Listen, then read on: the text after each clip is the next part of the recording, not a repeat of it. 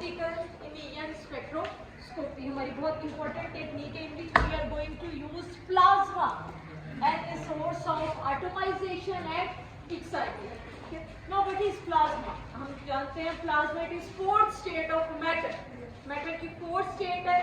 अगर हमने प्लाज्मा को डिफाइन करना हो, प्लाज्मा क्या है? Basically it is mixture of gases, ठीक है, गैसेस कंपाउंडिंग गैसेस है which contain at least more than 1% ions and electrons। Mean उसके अंदर at least more than 1% ions and electrons they must be present along with neutral atom, radical या बाकी सबके साथ, ठीक है। So plasma जो है it is basically mixture of gases along with ions and electrons, in which ions and electrons are at least more than 1% present, ठीक है। 1% से ज्यादा उसमें ions और electrons आपके पास present, उसे हम प्लाज्मा का नाम देते हैं, ठीक है। Plasma is very high energy source, बहुत हाई एनर्जी सोर्स है। हमारे पास ऑप्टिकल इमेजिंग स्पेक्ट्रोस्कोपी में प्लाज्मा के 3 सोर्सेज हैं। First one is inductively coupled plasma. Inductively coupled plasma, abbreviated as ICP. Second is direct current plasma, DCP, and third is microwave induced plasma, abbreviated as MIP। So plasma के हमारे पास further 3 सब sources हैं। 3 तरह से हम plasma produce कर सकते हैं ऑप्टिकल इमेजिंग स्पेक्ट्रोस्कोपी में। हम सबसे पहले सबसे इंपॉर्टेंट सबसे फेमस ICP को पढ़ेंगे। बहुत इंपॉर्टेंट सोर्स है हमारे पास inductively coupled plasma ICP-MS university में प्रेजेंट है, ठीक है। हमने भी परचेज किया, बहुत इंपॉर्टेंट इंस्ट्रूमेंट है ICP-MS। उसमें से हम ICP के बारे में पढ़ने जा रहे हैं। यहाँ पे अब ये ICP-MS के साथ नहीं है कनेक्टेड, यहाँ पे हमारे पास ICP ऑप्टिकल इमेजिंग के साथ अटैच है, ठीक है। ICP के साथ MS यहाँ पे लाइट सोर्स हम नहीं स्टडी कर रहे हैं, इसका डिटेक्टर हम यहाँ पे स्टडी कर रहे हैं फोटो मल्टीप्लायर ट्यूब। लेकिन अगर डिटेक्टर की जगह MS इंस्टॉल हो जाए तो यही ICP-MS बन जाए, ठीक है। सो आज हमने ICP स्टडी करना है, inductively coupled plasma. First one जो हमारा प्लाज्मा का सोर्स है वो ऑप्टिकल इमेजिंग स्पेक्ट्रोस्कोपी, ठीक है। So first of all its construction. पहले इसकी कंस्ट्रक्शन पे हम बात करते हैं एज यूजुअल। इसको बेटा हम ICP टॉर्च भी कहते हैं, इसके लिए टर्म ICP टॉर्च ये भी यूज होती है। अभी आपको मैं ये भी बताऊंगी ICP टॉर्च भी हम क्यों कहते हैं, ठीक है। So first of all its construction. इसकी कंस्ट्रक्शन कैसे है? ICP torch या ICP plasma source, it consists of 3 concentric tubes.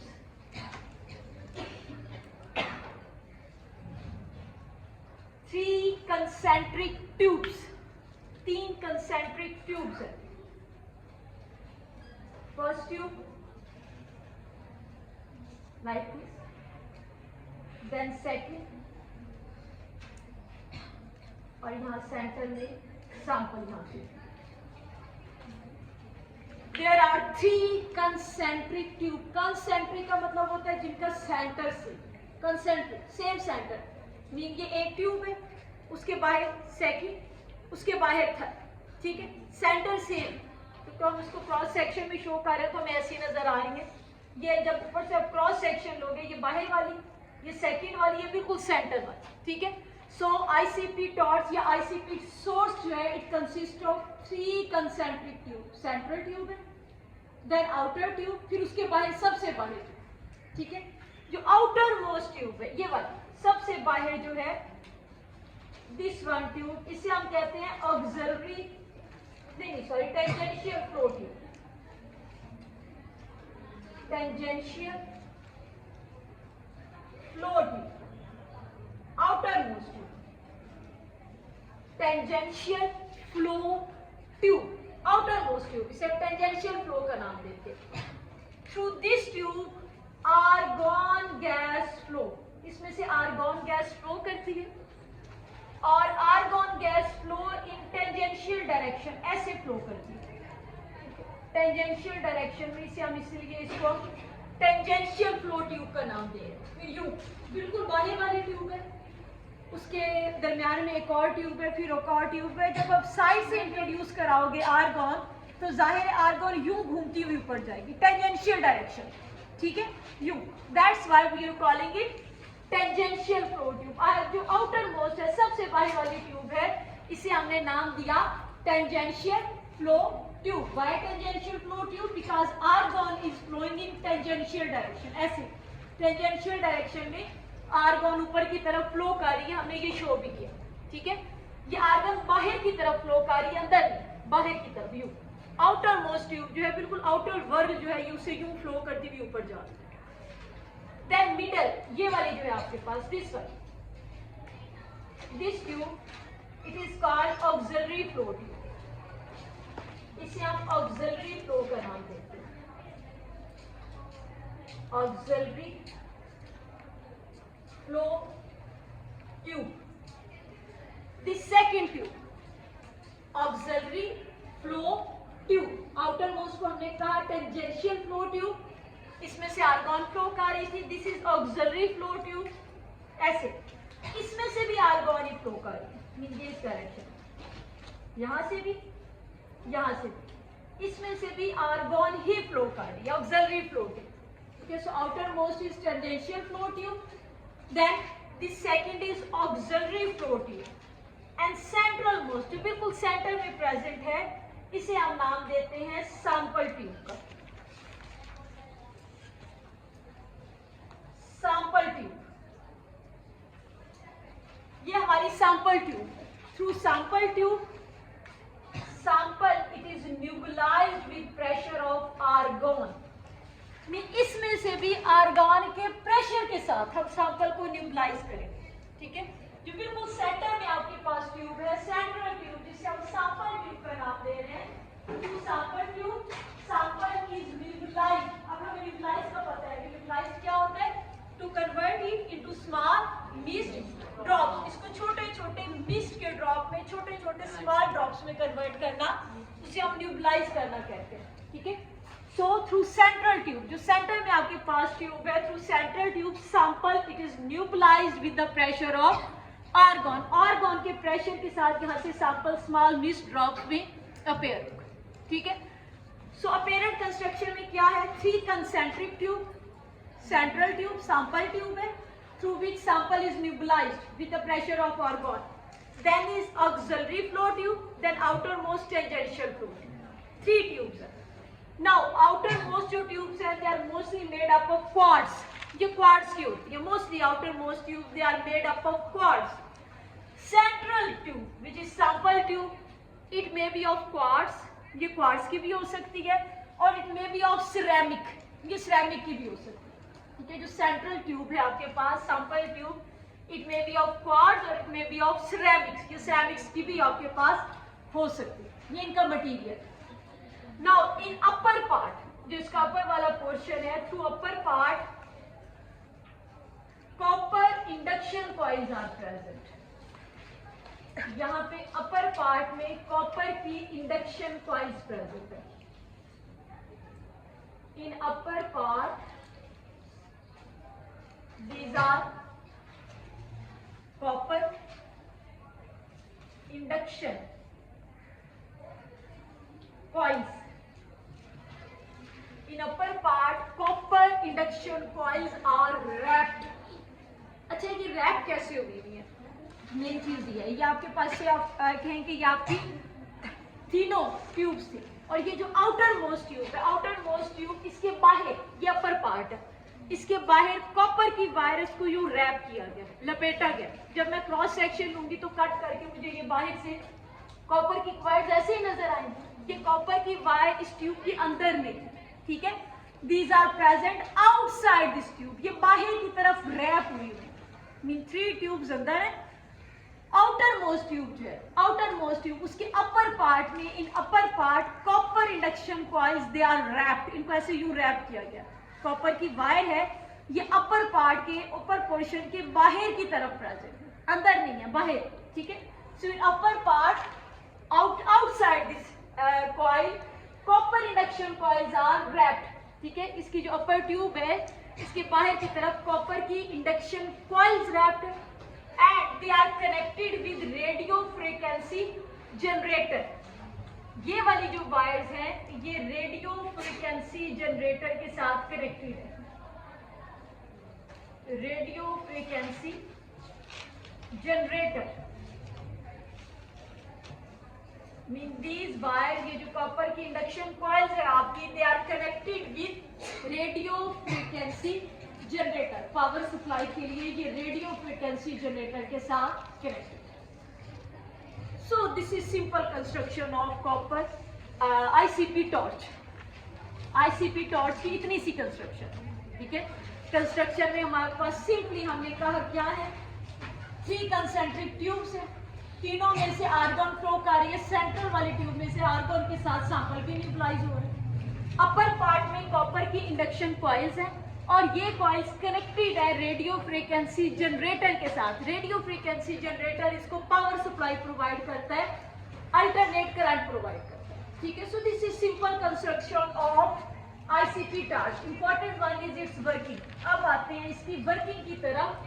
ये काम कैसे करती है, हाउ डज इट वर्क, पूरा इसको जाने, ये कंप्लीट टॉप होगा, इसकी वर्किंग भी होगी इसमें, ठीक है। इस कंस्ट्रक्शन देन इट्स वर्किंग, ठीक है।